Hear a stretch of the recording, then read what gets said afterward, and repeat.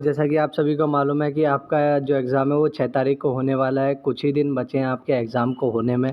तो अपनी तैयारी को लगभग उम्मीद करता हूँ आप सभी ने मजबूत कर लिया होगा। आप सभी होमगार्ड वाले कैंडिडेट के लिए मेरे पास एक खुशखबरी है। वीडियो में आप सभी के लिए आगे तोहफ़ा आने वाला है, तो वीडियो को अंत तक ज़रूर देखते रहना, ठीक है? और चैनल को सब्सक्राइब कर लेना, वीडियो को लाइक कर देना। और जिसने भी अभी तक जीके की क्लासेस नहीं देखी है या बाकी की क्लासेस नहीं देखी है, तो चैनल पर प्लेलिस्ट बनी हुई है, वहाँ से देख सकता है। तो आज के सेशन को शुरू करते हैं। सबसे पहला क्वेश्चन है आज का, प्रयोगशाला में प्रयुक्त सबसे सामान्य सूचक का नाम बताइए। ठीक है, प्रयोगशाला यानी कि लैब में जो सबसे ज़्यादा जो आमतौर पर सूचक यूज़ होता है उसका नाम क्या है?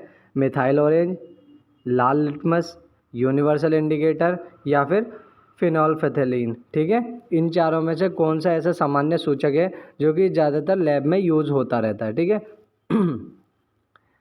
तो इसका जो सही आंसर है वो क्या है? उत्तर सी, यानी कि यूनिवर्सल इंडिकेटर। ठीक है, जो भी आपका आंसर हो आप साथ साथ कमेंट बॉक्स में लिखते चलना। जो भी आपका स्कोर हो वो एंड में आप कमेंट बॉक्स में ज़रूर लिखना, ताकि आपकी तैयारी का अंदाज़ा लग सके कि आपके अभी क्या स्कोर चल रहा है। अगले क्वेश्चन की ओर बढ़ते हैं। एक तत्व का नाम बताइए जो सभी अम्लों के समान है। अम्ल का मतलब होता है एसिड, यानी कि एक ऐसा तत्व का नाम पूछा है जो कि सभी एसिड के समान होता है। ठीक है, option A sulphur, option B chlorine, option C nitrogen, option D hydrogen. जौन सा भी ऑप्शन आपको सही लगता है साथ साथ कमेंट बॉक्स में लिखते चलना। ठीक है, तो सल्फ़र, क्लोरीन, नाइट्रोजन या हाइड्रोजन, इन चारों में से कौन सा आंसर सही है? देखते हैं। ऑप्शन डी यानी कि हाइड्रोजन। ठीक है, हाइड्रोजन ऐसा तत्व है जो कि सभी एसिड के समान है।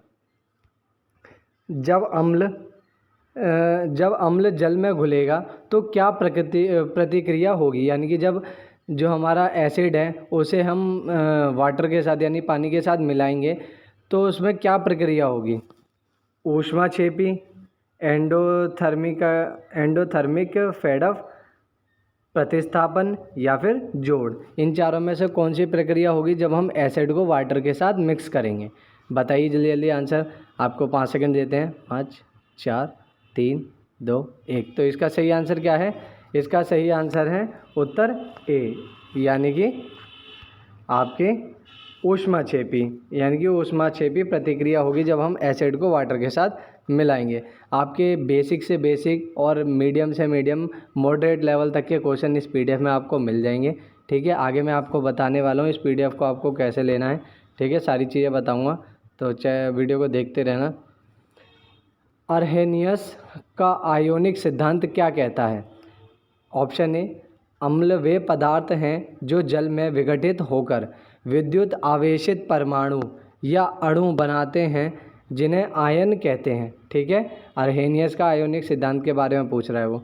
ऑप्शन बी, जिनमें से एक हाइड्रोजन आयन H+ है और क्षार जल में आयनित होकर हाइड्रोक्साइड आयन OH- उत्पन्न करते हैं।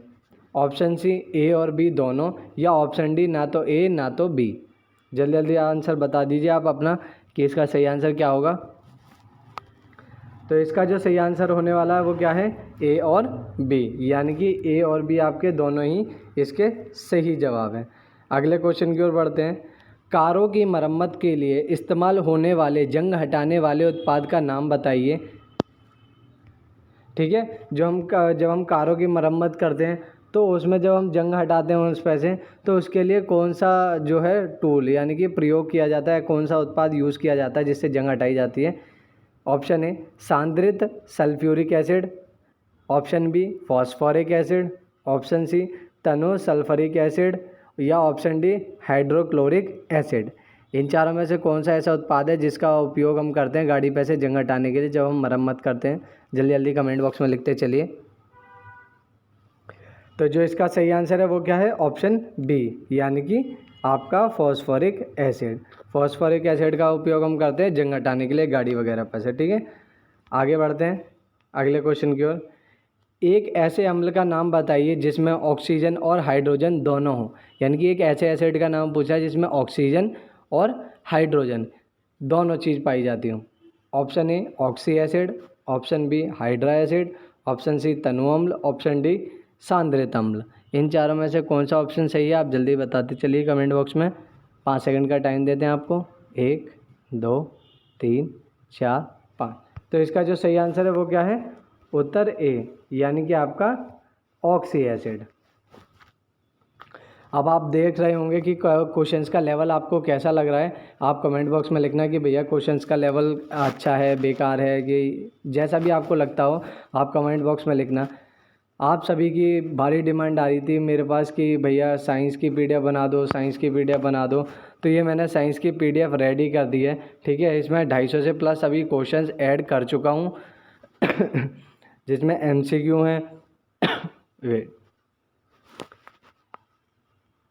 आपके एमसीक्यू हैं, आपके प्रीवियस ईयर क्वेश्चन हैं। जैसे कि आप देख सकते हैं, तांबे का परमाणु क्रमांक क्या होता है? एसएससी सीएचएसएल 2020 में ये क्वेश्चन आया हुआ है। 28, 25, 23 या 29 इसका सही आंसर है, ठीक है। एमसीक्यू दे रखे हैं आपको, वन वर्ड भी आपको दिए हैं, प्रीवियस ईयर क्वेश्चंस भी दिए हैं, ये आप देख सकते हैं वन वर्ड इसमें दिए हुए हैं। और आपको इंपॉर्टेंट पॉइंट भी दिए हैं, जैसे कि इसमें कौन सा अम्ल होता है। चाय में टैनिक अम्ल, सेब में मौलिक अम्ल, दूध व दही में लैक्टिक अम्ल, इमली में टार्टरिक अम्ल। ये सारी जानकारी आपको इस पीडीएफ में मैंने दी हुई है, ठीक है।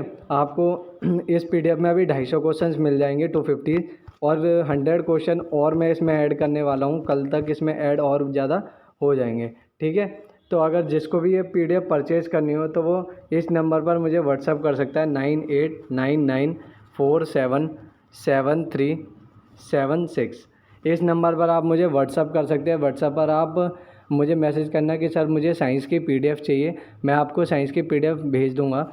और बात करते हैं इसके प्राइस की, तो इसका प्राइस केवल आज के लिए 69 रुपीज़ है, ठीक है। बाकी कल से ये पीडीएफ कितने की हो जाएगी? अपने ओरिजिनल प्राइस 99 रुपीज़ की हो जाएगी। तो जो भी कैंडिडेट इसे आज परचेज़ करता है उसके लिए आज और कल, यानी कि एक दिन की इसमें छूट है, एक दिन के लिए आपको इसमें छूट मिलती है। अगर आज या कल में आप इस पीडीएफ को परचेज़ करते हैं तो ये पीडीएफ आपको 69 रुपीज़ की मिलेगी, वरना फिर उसके बाद ये पीडीएफ आपको दोबारा से 99 रुपीज़ की मिलेगी।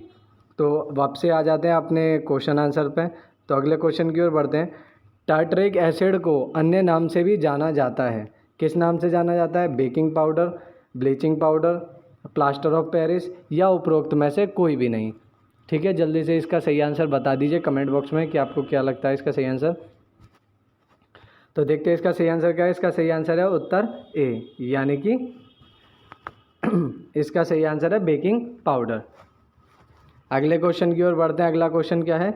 जब अम्ल धातु ऑक्साइड के साथ प्रतिक्रिया करता है तो क्या होता है, ठीक है।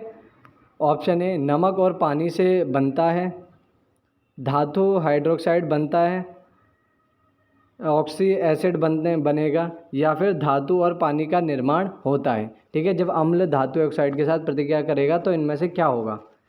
इसमें सही आंसर है आपका उत्तर ए, नमक और पानी बनता है। अगले क्वेश्चन की ओर बढ़ते हैं।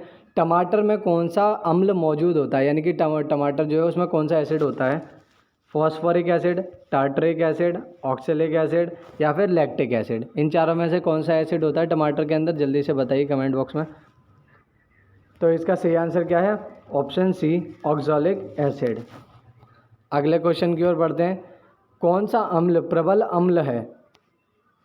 Acetic acid, nitric acid, sulphuric acid, या फिर टार्टरिक एसिड। इन चारों में से कौन सा अम्ल है जो कि प्रबल अम्ल होता है? जल्दी से कमेंट बॉक्स में बताइए। तो देखते हैं इसका सही आंसर क्या है। ऑप्शन बी, नाइट्रिक एसिड, ठीक है। इसका सही आंसर क्या है? Nitric acid. नाइट्रिक एसिड सबसे प्रबल अम्ल होता है। अम्लों के संबंध में कौन सा कथन सही है? अम्ल एक अणु है जो अभिक्रिया में प्रोटॉन दान करता है और इलेक्ट्रॉन युग्म स्वीकार करता है। अम्ल जल में हाइड्रोजन परमाणुओं या हाइड्रोनियम परमाणुओं की सांद्रता बढ़ाता है। ऑप्शन सी, अम्लों का पीएच मान 7 से कम होता है। ऑप्शन 4, अमाशय में अम्ल भोजन के पाचन में सहायता करता है, ठीक है। अब आपके ऑप्शन है इसमें केवल 1, ऑप्शन बी केवल 2 और 4, ऑप्शन सी 3 और 4 दोनों, ऑप्शन डी उपरोक्त सभी। तो इसका सही आंसर क्या है? उपरोक्त सभी। इसको आप पीछे रिवाइंड करके एक बार फिर से क्वेश्चन को देख लीजिएगा, ठीक है। पूरा क्वेश्चन एक बार में आएगा नहीं। तो अम्लों के संबंध में ये सभी कथन सत्य हैं। अगले क्वेश्चन की ओर बढ़ते हैं। बैटरी एसिड क्या है? बैटरी एसिड क्या है? यह पानी से पतला किया गया सल्फ्यूरिक एसिड है। ऑप्शन बी, यह जल में मिश्रित कार्बोक्सिलिक अम्ल है।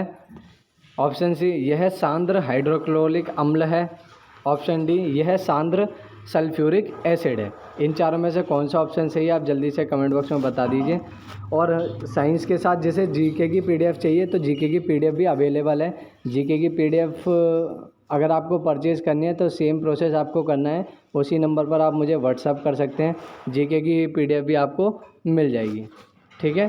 बाकी जिसने जीके की प्लेलिस्ट अभी चेक नहीं करी है पिछले वीडियोज़ में, तो वो भी चेक कर सकता है। तो इसका सही आंसर क्या है आपका? उत्तर ए। इसका सही आंसर है उत्तर ए, यानी कि यह पानी से पतला किया गया सल्फ्यूरिक एसिड है। अगले क्वेश्चन की ओर बढ़ते हैं। मोनोप्रोटिक एसिड से आप क्या समझते हैं? मोनोप्रोटिक एसिड से आप क्या समझते हैं? ऑप्शन ए, इसमें एक प्रोटॉन और एक इलेक्ट्रॉन होता है। ऑप्शन बी, पृथक्करण की प्रक्रिया के दौरान यह अम्ल प्रति अणु के एक प्रोटॉन दान करने में सक्षम होते हैं। ऑप्शन सी, इसे धनायन के नाम से भी जाना जाता है। या ऑप्शन डी, वे दो पृथक्करण से गुजरते हैं जो पीएच पर निर्भर करता है। इन चारों में से आपको कौन सा ऑप्शन सही लगता है? आप का अपना स्कोर भी कमेंट बॉक्स में साथ साथ लिखते चलना कि मेरा ये स्कोर है, और चैनल को सब्सक्राइब कर देना। आगे और भी क्लासेस साइंस की, जीके की इस चैनल पर कंटिन्यू चलती रहेंगी, ठीक है। तो इसका सही आंसर क्या है? ऑप्शन बी, यानी कि पृथक्करण की प्रक्रिया के दौरान यह अम्ल प्रति अणु एक प्रोटॉन दान करने में सक्षम होता है। अगले क्वेश्चन की ओर बढ़ते हैं। किस अम्ल को अल्कोहल के साथ एस्टरीकृत करके एस्टर बनाया जा सकता है? Option A, sulphuric acid. Option B, carboxylic acid. Option C, nitric acid. Option D, hydrochloric acid. इन चारों में से कौन सा ऑप्शन सही है जल्दी से कमेंट बॉक्स में लिख दें। तो इसका सही आंसर देखते हैं। इसका सही आंसर क्या है? उत्तर बी, यानी कि कार्बोक्सिलिक एसिड। आज के सेशन को बस इतना ही रखते हैं।